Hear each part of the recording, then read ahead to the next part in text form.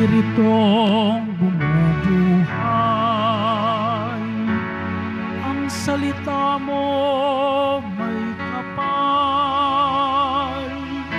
buhay mo ang tinataglay.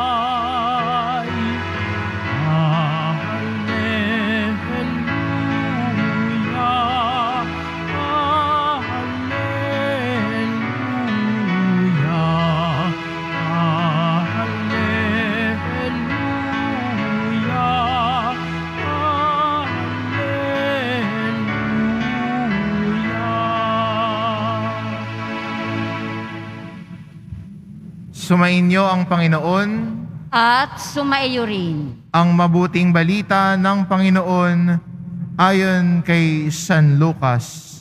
Papuri sa iyo, Panginoon. Noong panahong iyon, sinabi ng Panginoon, sa ano ko nga ihahambing ang mga tao ngayon? At ano ang makatutulad nila? Katulad sila ng mga bata na nakaupo sa plaza at sumisigaw sa kanilang mga kalaro. Tinugtugan namin kayo ng plauta, ngunit hindi kayo sumayaw. Nanambitan kami, ngunit hindi kayo tumangis. Sapagkat naparito si Juan na nag-aayuno at hindi umiinom ng alak. At sinasabi ninyo, inaalihan siya ng demonyo. Naparito naman ang anak ng tao at kumakain at umiinom tulad ng iba.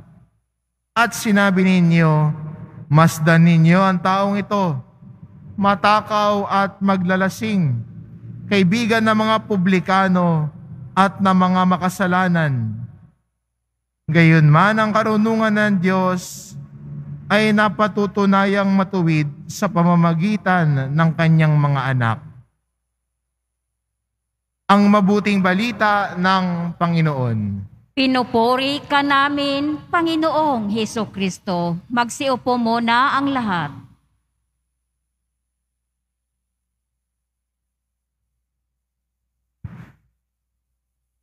Sabi nga, may kasabihan po, the best way to fail is to please everybody. The best way to fail is to please everybody. Alam natin, no, na we cannot really please everybody. May mga taong tatanggap sa atin, may mga taong ayaw sa atin. Pero, hihinto ba tayo dahil doon? Sa totoo lang, hindi. Mas magpursige tayo, magpatuloy. Sa atin pong ebanghelyo, sinabi ni Jesus, sa ano ko kayo may tutulad? Kausap niya ang mga iskriba at pariseo.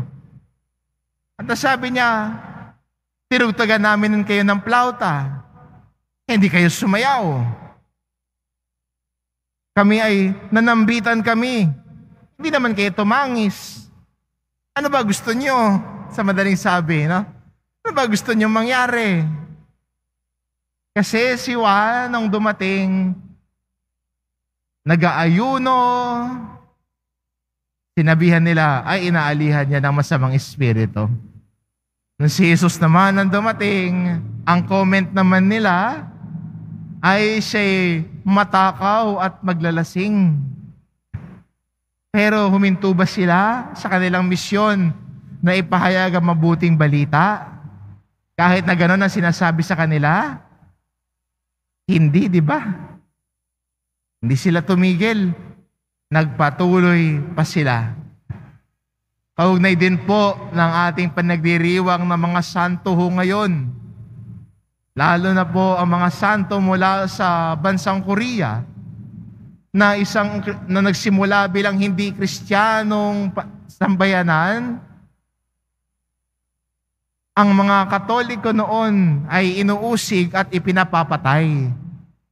Pero tumigil ba sila sa kanilang pagsunod kay Kristo? Hindi. Sila ay nanatili hanggang dulo.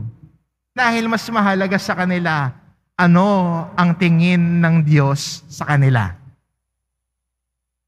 Siguro yun yung mas importante sa atin bilang Kristiyano. Hindi kung ano ang tingin ng ibang tao sa atin. Pero mas mahalaga sana sa atin kung ano ang tingin ng Diyos sa atin. Hindi ba? At yun sana yung ating naisin.